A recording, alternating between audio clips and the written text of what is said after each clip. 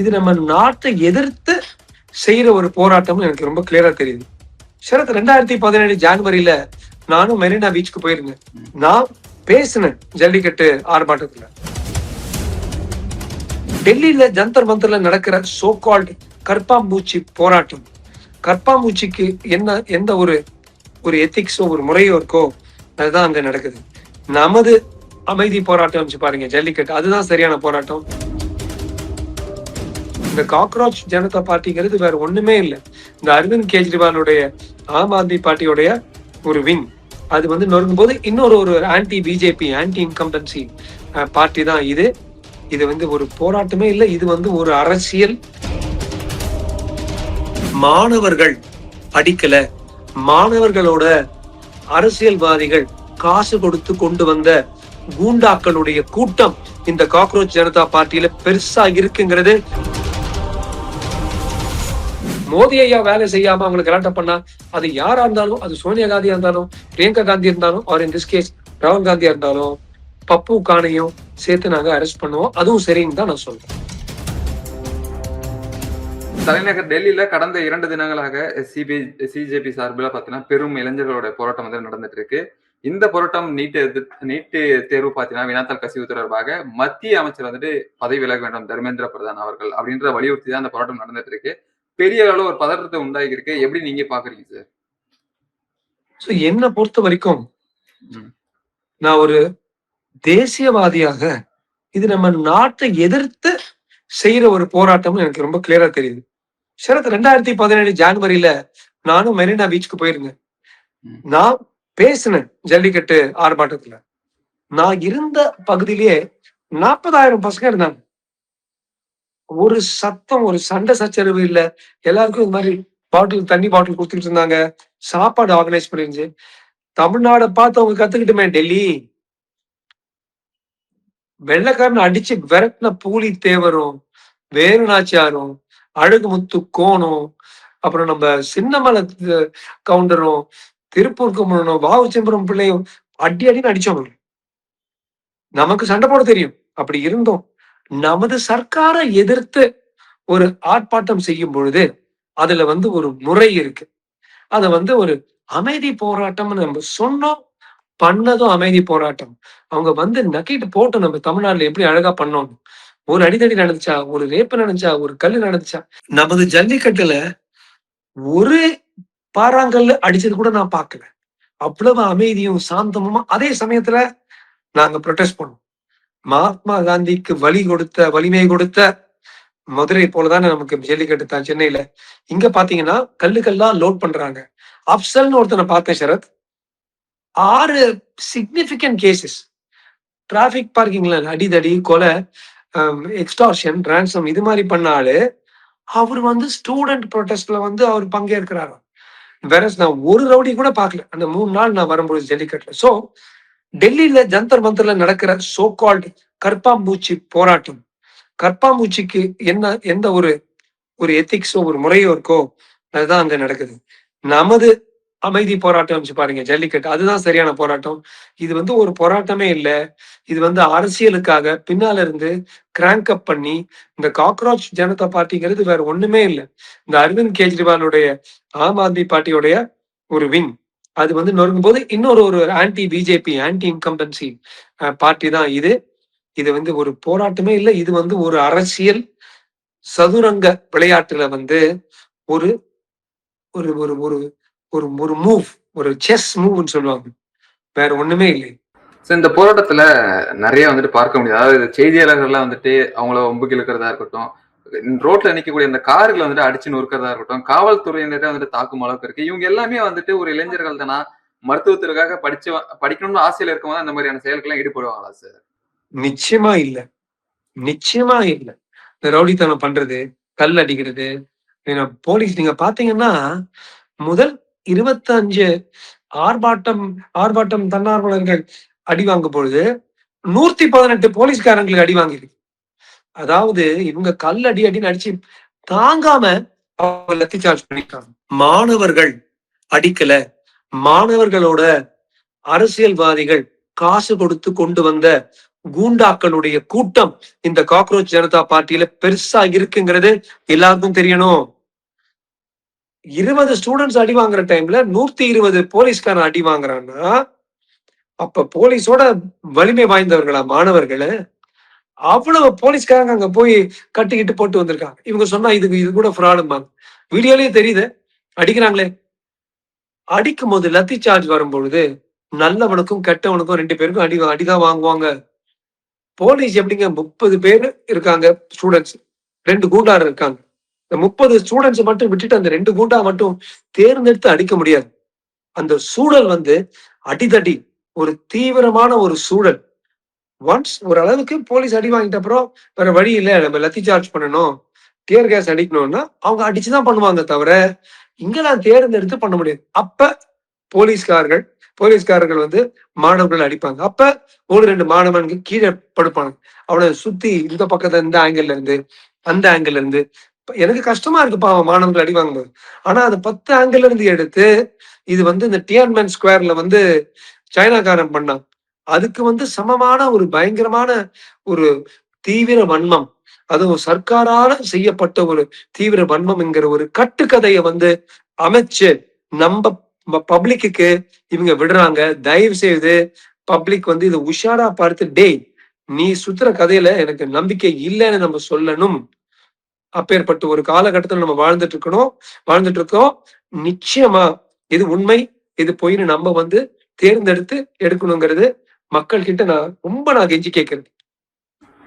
இந்த டெல்லியில் நடக்கக்கூடிய இந்த சிஜேபி ஆர்ப்பாட்டத்திற்கு பாத்தீங்கன்னா நேத்து வந்துட்டு ராகுல் காந்தி, காங்கிரஸ் கட்சி சார்ந்த முக்கிய தலைவர் எல்லாருமே ஆதரவு தெரிவிச்சு பிரதமர் மோடி அவர்களின் வீட்டுக்கு முன்னாக பாத்தீங்கன்னா பெரிய அளவு ஒரு போராட்டத்தை ஏற்படுத்தியிருந்தாங்க. இந்த நிகழ்வுகளை எப்படி பாக்குறீங்க சார்? இது நிறைய பேர் நினைச்சிட்டு இருக்கிறாங்க, இது தர்மேந்திரா பிரதான் அவரை வந்து இவங்க வந்து எதிர்த்து பண்ணிட்டு இருக்காங்க. ஆனா ஆக்சுவலா இது வந்து பிரதான எதிர்த்து இல்ல, பிரதான மந்திரியை எதிர்த்து செய்யப்பட்ட ஒரு அரசியல் திட்டம். இது பயங்கரமான ஒரு கான்ஸ்பிரசி, சதி. எதுக்காக பண்றாங்கன்னா, பஞ்சாப் ஹரியானா ஏரியால வந்து இப்ப எலெக்ஷன்ஸ் வருதுன்னு இந்த ஃபார்மர்ஸ் உடைய லாஸ், அதாவது விவசாயிகளுக்காக கொண்டு வந்த சில நியமங்கள் விதிமுறையை வந்து சமீப காலத்துல சண்டை போடுறாங்க, ரொம்ப ஆர்ப்பாட்டம் இருக்கு, எலெக்ஷன் வருது, சரி கொஞ்சம் நம்ம சாந்தத்துக்காக புல் அவுட் பண்ணிட்டாரு மோடி. முதல் முறையாக மோடிஜி அவர்கள் கொஞ்சம் இடத்தை விட்டு கொடுத்து இவங்களுக்கு அந்த லாஸ வந்து திருப்பி எடுத்துட்டார், ரத்து செஞ்சுட்டார். விவசாயிகளுக்காக பண்ண விதிமுறைகள் இவங்க இப்ப என்ன பண்றாங்க, சரி அந்த கண்டன ஆர்ப்பாட்டம் பண்றோம், எலெக்ஷன் வருது, இது எடுத்துட்டாரு. இப்ப அதே சூடுல தர்மேந்திர பிரதான எடுன்னு சொன்னா தர்மேந்திர பிரதான் எடுக்கணும், பிரதான மந்திரி எடுன்னு சொன்னா வேற பிரதான மந்திரி கொண்டு வரணும். இது வந்து ஒரு சூடா பண்றாங்க. இதுல வந்து 3 பகுதிகள். ஒண்ணு வந்து இந்த காக்ரோச் ஜனதா பார்ட்டி, 2வது மூன்று மக்களும் சேர்ந்து பாவம் அந்த மாணவர்களை வந்து ஆட்டி படைக்கிறாங்க. அது ஒண்ணு. 2வது இந்த சோனம் வாங்சுக்கும் அந்த கும்பல் அவனுடைய சண்டை லடாக்கை பத்தி. லடாக்கை எடுத்து அதை வந்து யூனியன் டெரிட்டரி பாண்டிச்சேரி போல கோவா போல ஆக்குனதுக்கு அவன் வந்து சண்டை போட்டு இருக்கிறான். இந்த நீட் தேர்வு வந்தோடனே அவனும் சேர்ந்துட்டு அவன் வந்து ஸ்டூடெண்ட்ஸுக்கு அவன் சப்போர்ட் பண்ணி ஜனநாயகத்துக்காக அவன் சண்டை போடுறான், பாசிசம் எதிர்த்து அவன் சண்டை போடுறாங்கிற ஒரு பிம்பத்தை கொண்டு வந்தது 2வது ஆள் வந்து சோனம் வாங்சுக், லடாக் ஆட்கள், லடாக் செப்பரேட்டிஸ்ட். 3வது காங்கிரஸ். சோ இந்த காக்ரோச் ஜனதா, சோனம் வாங்சுக் அண்ட் காங்கிரஸ் ஜனதாங்கிறது நத்திங் பட் ஆம் ஆத்மியோடைய பிரேக்கப். 3வது காங்கிரஸும் குதிச்சுட்டாங்க. சோனியா காந்தி, ராகுல், பிரியங்காவும் இதுதான் ஒரு வாய்ப்பு சொல்லி, நீங்க மக்களே, நேயர்களே, சோனியா காந்தி ரூல் பண்ணும்போது, ராஜீவ் காந்தி இருக்கும் பொழுது நாட்டுல நடந்த வன்மம் ஏராளம், நாட்டுல நடந்த தீவிரவாத தாக்கங்கள் ஏராளம், உயிரிழப்பு ஏராளம். அதெல்லாம் இப்ப கடைபிடிச்சு அதோட இருந்த ஒரு காங்கிரஸ், நீ 20-30 ஸ்டூடெண்ட்ஸ் அடிபட்டுட்டாங்கன்னு சொல்லி அதனால நீ வந்து ராஜினாமா கொடுக்கணும்னு சொல்லி நமது மோடிஜியை வந்து பிரதமரை எதிர்த்து இவங்க பண்றாங்கன்னா, இவங்க எல்லாமே ஒரு சிங்கத்தை எதிர்த்து ஒரு 7-8 செந்நாய்களும் சேர்ந்து செய்கின்ற ஒரு திட்டமிட்ட செய்கின்ற ஒரு போராட்டம்ங்கிறது ரொம்ப தெளிவா தெரிகின்றது. It's not about Dharmendra Pradhan, it is about பிரதான மந்திரி, இட்ஸ் அபவுட் மோடிஜி. எப்படியாவது ஒரு சக்கரவியூல இறங்கின அபிமன்யு சுத்தி அடிச்சாங்க பாத்தீங்களா, அது மாதிரிதான் அவங்க பண்ணிட்டு இருக்காங்க. அவருக்கும் நீட்டுக்கு என்னங்க சம்மந்தம், அவருக்கும் சோனம் வாங்சுக்கும் என்ன சம்மந்தம், அவருக்கும் காங்கிரஸ் ஜனதா பார்ட்டிக்கு என்ன சம்மந்தம்? இழுத்து கொண்டு வந்து அவரை கண்டன ஆர்ப்பாட்டம் செய்யும் பொழுது நேச்சுரலா அவர் உள்ளதான் போடுவாங்க. அது என்ன தப்பு? ஏன் 262 பேரு திமுக ஆட்சியில் இருக்கும்போது 263 பேரு ஒரு வாட்ஸ்அப் ஃபார்வர்ட் பண்ணதுக்காகவோ, பேஸ்புக்ல ஒரு லைக் போட்டதுக்காகவோ, அல்லது இன்ஸ்டாகிராம்ல ஒரு ஃபார்வர்ட் பண்ணதுக்காகவோ உள்ள தள்ளி வச்சாங்களே. அதுல 4-5 பேர் எனக்கு தெரியுமே, பர்சனலா தெரியுமே. பத்ரி சேஷாத்ரி, கார்த்திக் கோபிநாத், சீனியர் 83 வயசுல இருக்கிற மணி ஐயாவை எடுத்து உள்ள தள்ளி அடிச்சு வச்சு, நீ வந்து மாமியார் விட்டு சாப்பாடு சாப்பிட்டுன்னு சொன்ன ஒரு அரசு வந்து திடீர்னு ஆர்ப்பாட்டம் செய்யறதுக்கு லத்தி சார்ஜ் பண்றதுக்கு நீங்க கலாட்டா பண்றீங்க. அது மட்டும் எப்படி நியாயமாகும்? இதெல்லாம் பக்கா அரசியல். மக்களுக்கு தெரியணும் எது அரசியல், எது அரசியல் அல்ல. ஒண்ணுமே இல்ல சார். நீட் எடுத்துக்கங்க.